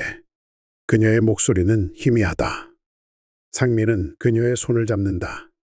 물집이 터진 손, 따뜻한 손. 그의 가슴이 뜨겁다. 어머니, 고마워요. 그는 눈을 감는다. 창밖에서 달빛이 스며든다. 어머니의 숨소리가 잔잔하다. 갑자기 어머니가 자리에서 일어난다. 아가, 배고프지? 그녀는 다시 주머니를 뒤진다. 아무것도 없다. 상민은 당황한다. 어머니, 괜찮아요. 하지만 어머니는 멈추지 않는다. 그녀는 방 구석으로 가서 이불을 뒤진다. 밥이 있어야 하는데. 그녀의 손이 떨린다. 상민은 달려가 어머니를 안는다. 어머니, 제가 배고프지 않아요. 그의 목소리가 떨린다. 어머니는 멈춘다. 그녀의 눈이 상민을 본다. 정말.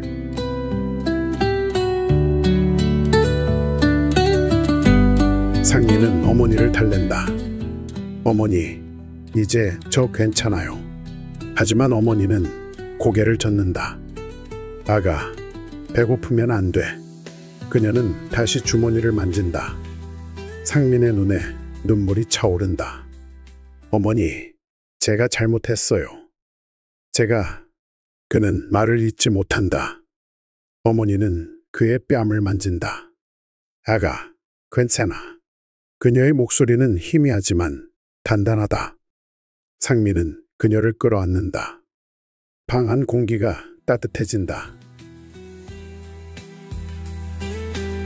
밤이 더 깊어진다. 어머니는 상민의 손을 잡고 앉는다. 아가, 밥 먹었니?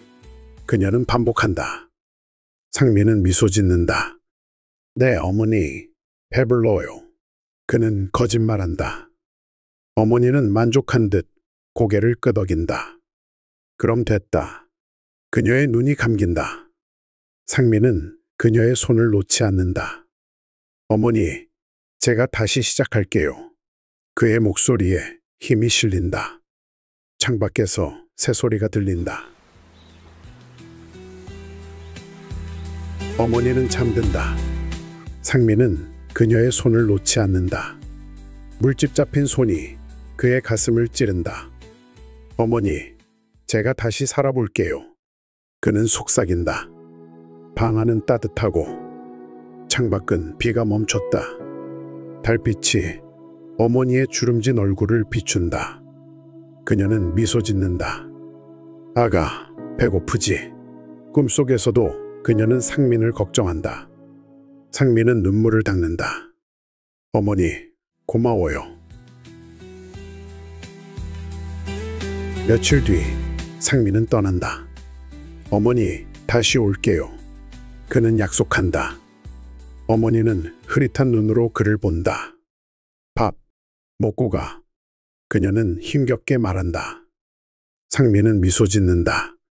네, 어머니. 그는 어머니의 손을 만진다. 물집은 아물었지만 따뜻함은 남아있다. 그는 길을 나선다. 비가 그친 들판, 햇빛이 비춘다. 시간이 흐르고 상민은 다시 일어선다. 그는 어머니의 손을 떠올린다. 물집 잡힌 손, 밥을 챙기던 손. 어머니, 저 살아가고 있어요. 그는 중얼거린다. 작은 공장을 세우고 땀 흘리며 일한다.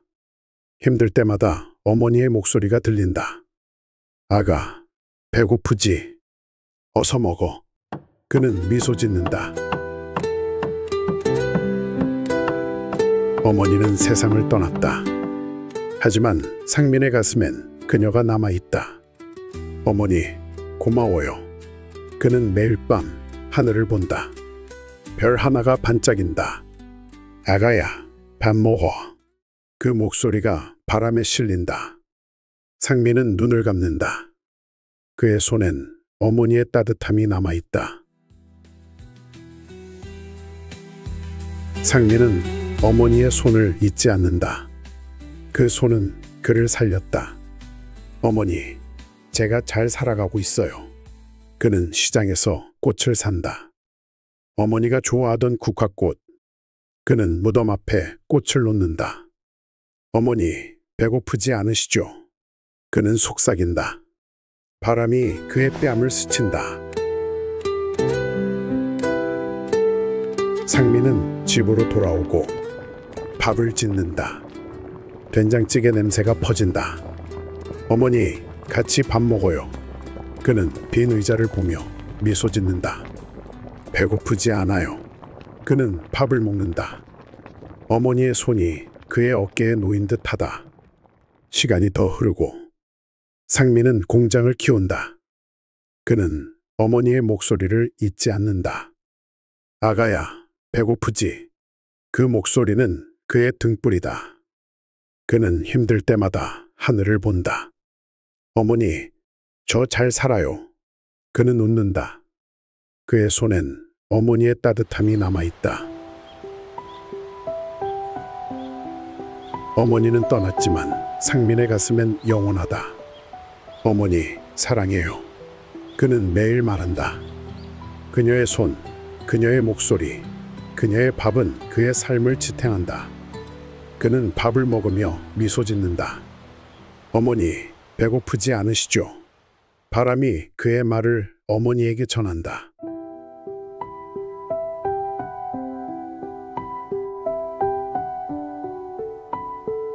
어머니에게 드리는 편지. 어머니, 오늘 밤도 작은 방 창문을 열고 하늘을 봅니다. 별 하나가 유난히 반짝입니다. 그 별은 어머니 같아요. 멀리 있어도 늘 저를 비추는 따뜻한 빛. 어머니, 이 편지를 쓰며 다시 그날을 떠올립니다. 물집 잡힌 당신의 손, 주머니 속에 숨긴 밥알, 그리고 저를 부르던 떨리는 목소리. 아가, 배고프지? 어서 먹으렴. 그 말이 제 가슴을 뚫고 들어와 아직도 울립니다. 어머니, 저는 그때 세상 끝에 서 있었습니다. 사업이 망하고 집을 잃고 사랑했던 사람마저 떠나갔죠. 거리는 차갑고 제 마음은 더 얼어붙었어요. 삶을 포기하려던 그 순간 마지막으로 어머니 얼굴을 보고 싶었어요. 그래서 누나에게 전화했죠. 어머니 뵈러 간다고. 그때 저는 몰랐습니다. 어머니가 치매로 기억을 잃으셨어도 저를 잊지 않으셨다는 걸, 제 이름을 부르며 들뜨셨다는 걸. 그날 밤 어머니를 뵈었을 때 저는 숨이 멎는 줄 알았어요. 낡은 회색 한복, 허약한 백발, 흐릿한 눈동자. 그런데 어머니, 그 눈에 빛이 있었어요. 아가야 하시며 저를 끌어안던 그 순간 세상이 무너졌던 제게 다시 따뜻함이 스며들었죠. 어머니의 손은 뜨거웠어요. 물집이 터지고 상처가 나 있었죠. 누나가 말해줬어요. 어머니가 저를 위해 밥을 숨기셨다고. 뜨거운 찌개 국물을 맨손으로 퍼넣으시며 내 아들 줄 거야 하셨다고. 어머니, 그 주머니 속 밥알을 보는데 제 가슴이 찢어졌어요.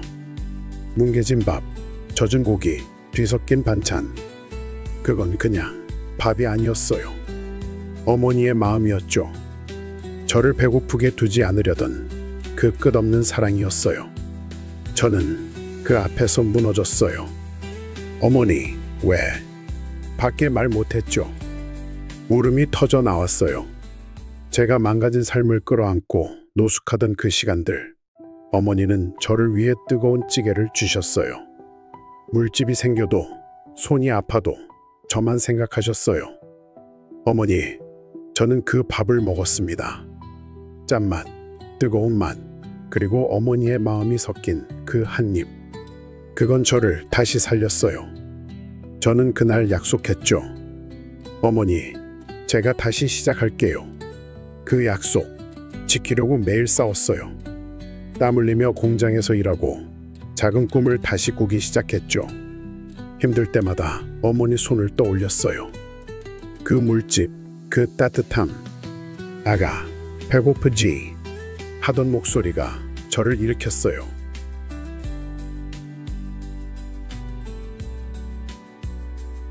어머니, 이제 당신은 이 세상에 안 계시죠?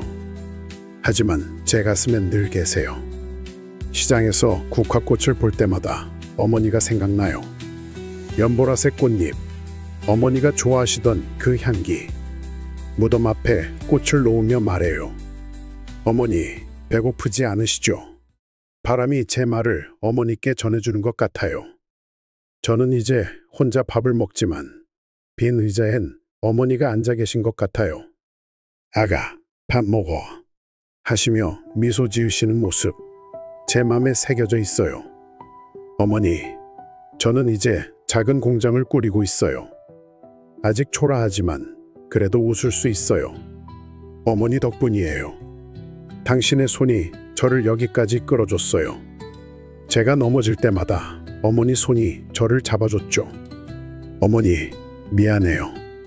제가 더 자주 찾아뵙지 못해서, 더 사랑한다고 말하지 못해서. 하지만 이젠 알아요. 어머니는 제 마음을 아셨어요. 치매로 모든 걸 잊으셨어도 저를 사랑하는 마음은 잊지 않으셨어요. 어머니, 고마워요. 저를 낳아주셔서, 저를 배고프지 않게 해주셔서, 저를 다시 살게 해주셔서. 어머니의 그 손, 그 목소리, 그 사랑은 제 삶의 등불이에요. 오늘 밤도 밥을 먹으며 어머니를 떠올릴게요. 어머니, 같이 밥 먹어요. 하며 미소 지을게요. 어머니, 사랑해요. 영원히 제 가슴에 계세요. 아들 상민 올림. 흩어져 길이 멀어지니 한양의 깊은 밤 폭우가 기와를 두드린다. 남편 덕수의 그림자가 마당에 길게 들이운다. 낡은 도포는 비에 젖어 축 늘어졌다. 한때 한성부의 이름난 관리였던 그는 이제 빚과 술로 얼룩졌다. 이제 뭐가 남았나? 그의 목소리가 처진다. 술 냄새가 입김에 섞인다. 부인 영수는 방 안에서 빛바랜 치마를 여민다. 촛불이 그녀의 주름진 얼굴을 비춘다. 대감, 한양이 우리의 전부였는데 눈물이 바닥을 떨군다. 한양의 저택은 한때 웃음과 영광으로 가득했다. 대감은 조정의 신뢰를 받았고 그의 가문은 한성부에서 손꼽혔다. 관리들의 발길이 끊이지 않았고 잔치상은 늘 풍성했다. 그러나 대감의 오만과 방탕이 가문을 갉아먹었다. 그는 조정의 돈을 함부로 썼고 술과 도박에 빠졌다. 빚은 눈덩이처럼 불어났고 가문의 이름은 진흙탕으로 떨어졌다.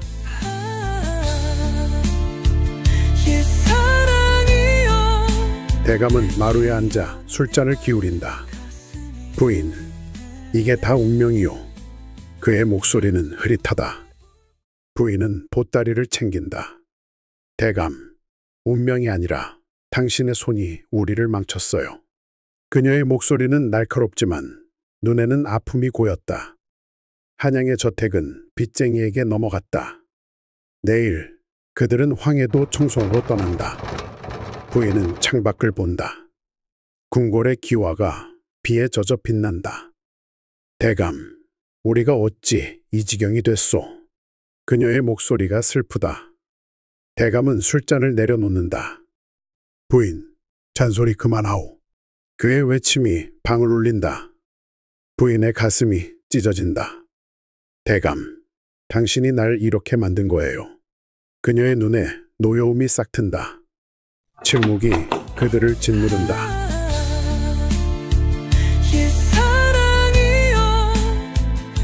비가 잦아들며 새벽이 스며든다. 젖은 기와가 희미한 빛을 뿜는다. 남편은 마당을 거닐며 지난 날을 떠올린다. 남대문 장터의 북적임, 관리들의 존경, 부인과 함께한 한양의 봄. 그러나 그의 손은 떨린다. 도포자락은 술 냄새로 얼룩졌다. 그때로 돌아갈 수 있다면 그의 속삭임이 바람에 흩어진다. 부인은 방에서 어머니의 온기를 닦는다. 이건 우리 가문의 마지막 흔적이에요. 그녀의 중얼거림이 촛불에 녹는다. 온기의 차가운 표면이 손바닥을 스친다. 그러나 그녀의 가슴은 뜨겁다. 대감의 술버릇, 도박, 그녀를 향한 날카로운 말들. 내가 뭘 잘못했나? 그녀의 눈에 노여움이 스민다. 남편은 대문 앞에 선다. 나무문은 빚쟁이의 낙서로 더럽혀졌다. 이 문을 나서면 가문은 끝이로구나. 그의 목소리가 무겁다. 부인은 보따리를 묶는다. 끈이 손목을 파고든다. 대감, 당신이 우리를 이 지경으로 몰았어요. 그녀의 목소리는 차갑다. 남편은 고개를 돌린다. 부인, 날 비난하지 마오. 그의 눈이 붉어진다. 부인은 침묵한다. 그녀의 가슴에 상처가 깊어진다.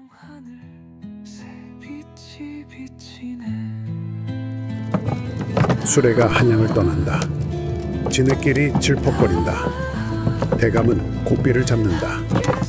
그의 손은 술로 떨린다. 부인, 한양의 불빛이 그리울 거요.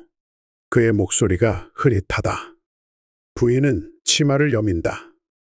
치마는 진흙으로 얼룩졌다. 대감, 당신이 그 불빛을 꺼뜨렸어요.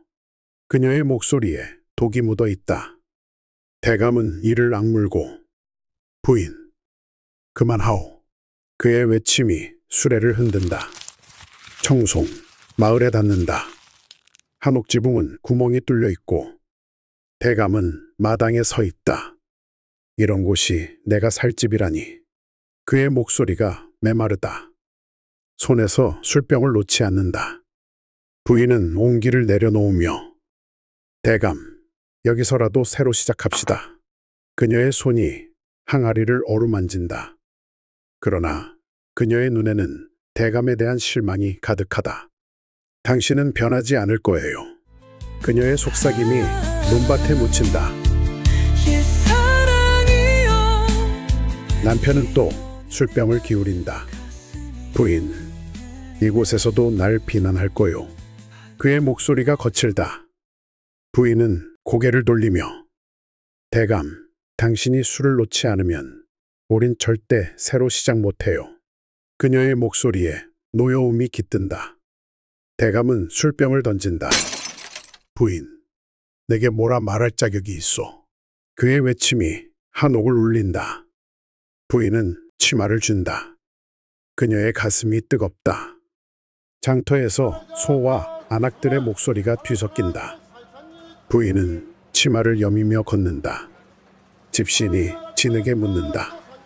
이곳에서도 남편의 그림자가 날 따라다녀. 그녀의 속삭임이 희미하다. 영순아. 낯익은 목소리에 부인의 심장이 떨린다. 삼돌이가 낡은 한복을 입고 서 있다. 그의 미소는 따뜻하다. 삼돌이, 어찌 여기에? 부인의 목소리가 갈라진다. 삼돌이가 다가온다. 한양을 떠났단 소식에 네가 걱정됐어. 그의 말은 부드럽다. 부인은 고개를 숙인다. 한양의 벚꽃 아래 삼돌이와의 약혼이 떠오른다. 영순아, 너만 있으면 난 충분해. 그때의 목소리가 메아리친다. 가문의 반대와 대감의 청혼으로 그녀는 삼돌이를 떠났다. 삼돌이, 그때 내가 잘못했어. 그녀의 목소리가 떨린다. 삼돌이는 미소 짓는다. 영순아, 넌 행복해야 해. 그의 눈에 미련이 스친다.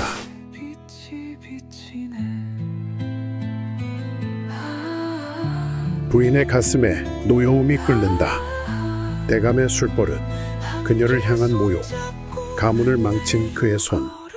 삼돌이는 날 이해했는데 대감은 날 짓밟았어.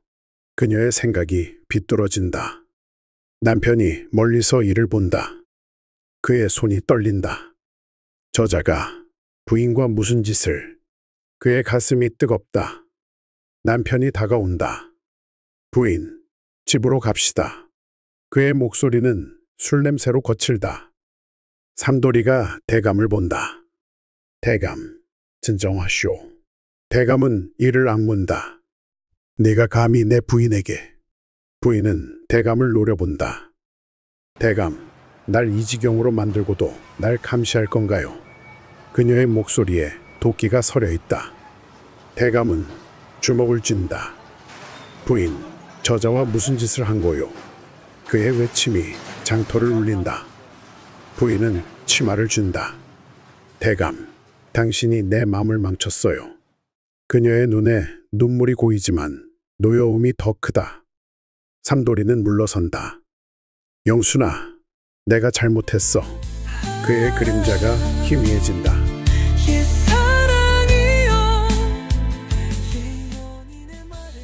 부인은 나물국을 끓인다. 그녀의 손이 숟가락을 놓친다. 삼돌이의 미소가 떠오른다. 영순아, 넌 행복해야 해. 대감의 술 취한 외침이 그녀의 가슴을 찌른다. 부인, 장터에서 그자와 뭘 했는지 말하시오. 남편이 방으로 들어온다. 그의 눈은 충혈됐다. 부인은 탁자를 내리치며 대감, 당신이 날 이렇게 만든 거예요. 술과 도박으로 가문을 망치고 날 모욕했잖아요. 대감은 술병을 집어던진다. 부인, 그자와 눈을 맞춘 게 내 잘못이란 말이오. 그의 목소리가 갈라진다. 부인은 고개를 돌린다. 대감, 당신은 날 사랑한 적이 없소. 삼돌이는 달랐어. 그녀의 말은 칼날 같다. 대감의 가슴이 찢어진다. 부인의 마음은 이미 그자에게 가꾸려. 그는 문을 쾅 닫는다.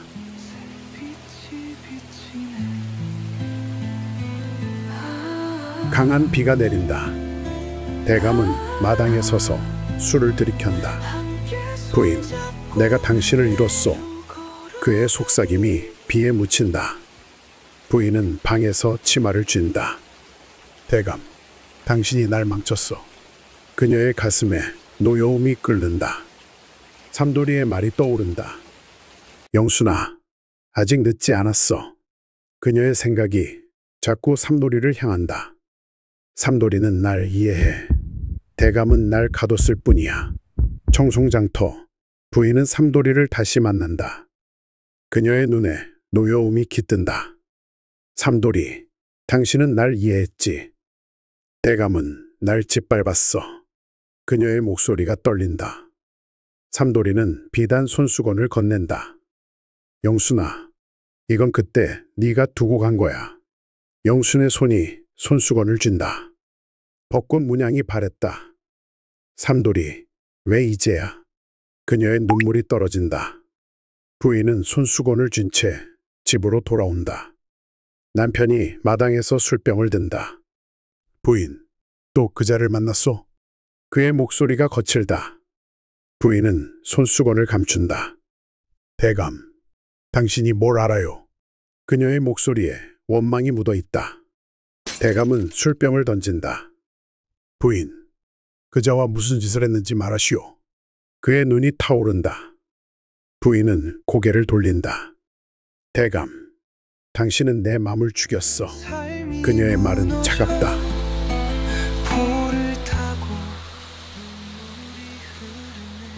청송의 한옥. 부인은 삼돌이에게 편지를 쓴다. 삼돌이, 당신 말이 맞았어. 대감과는 더 못 살아. 그녀의 손이 떨린다. 남편이 문을 연다. 부인, 그게 뭐요? 그의 목소리가 갈라진다. 부인은 편지를 감춘다. 대감, 날 내버려 두어요. 그녀의 외침이 방을 울린다. 대감은 편지를 빼앗는다.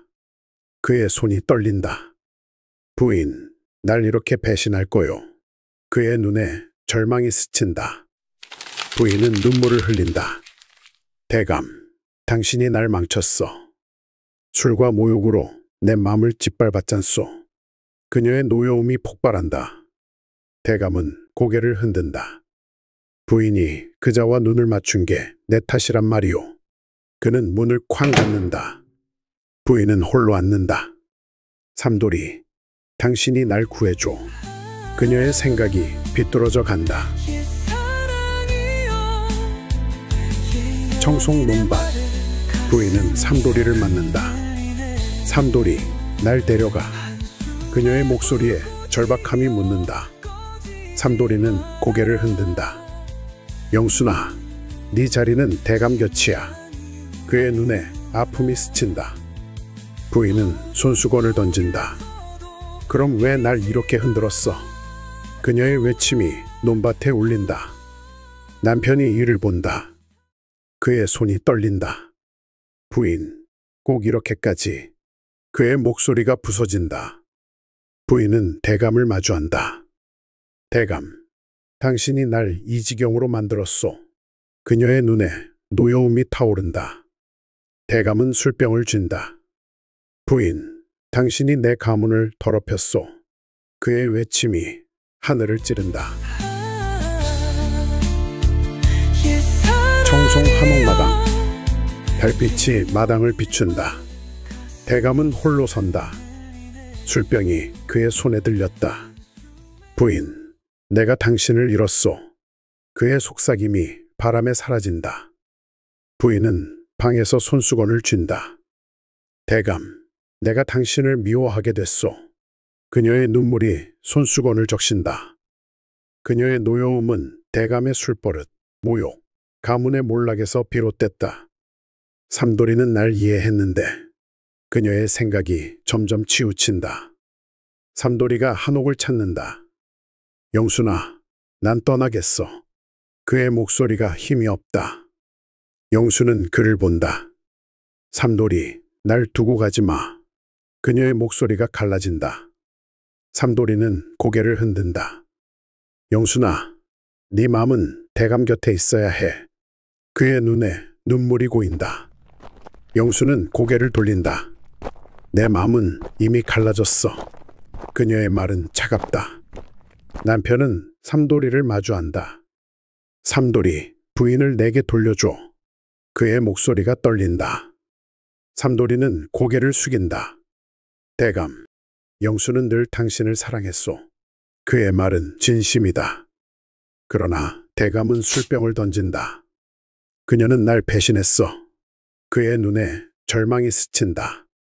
삼돌이의 그림자가 멀어진다. 터진 아픔이지 나니 청송 한옥, 깊은 밤. 부인은 홀로 방에 앉는다.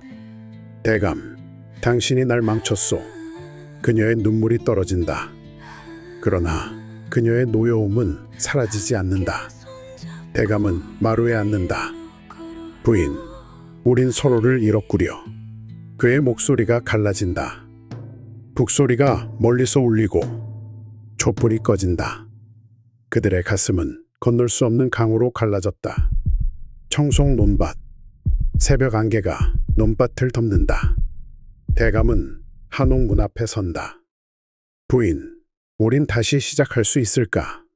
그의 속삭임이 안개에 녹는다. 부인은 방에서 손수건을 쥔다. 대감, 내가 당신을 미워해요. 그녀의 눈물이 떨어진다. 그녀의 노여움은 그녀를 삼돌이의 그림자에 묶었다. 한옥은 고요하다. 대감과 부인의 그림자는 마당에 따로 들이운다. 그들의 손은 닿지 않는다. 삼돌이의 발걸음 소리가 멀리 희미하다. 한숨은 불꽃이 되었지만 그 불꽃은 꺼졌다. 대감의 방탕과 부인의 노여움이 그들을 갈랐다. 그들은 사랑했지만 건널 수 없는 강이 그들 앞에 놓였다.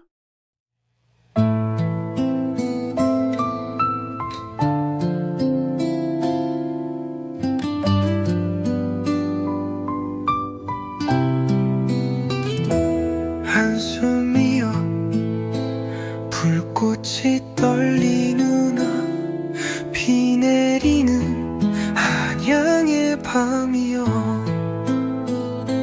흩어져서 삶이 무너져 볼을 타고 눈물이 흐르네. 가슴이 무너져 한양의 꿈은 바람이 되었네. 한숨에 불꽃이여 꺼지지 말아라. 심장이 울리누나. 어둠 속에서도 빛이 남았도다. 다시 타오르거라. 흩어져 길이 멀어지니 청송 땅에 한숨이 쌓이도다.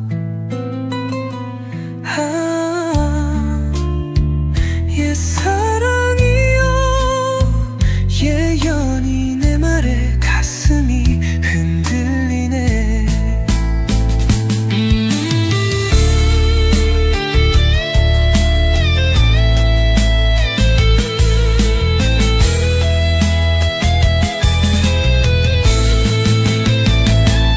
흩어져 길이 멀어지니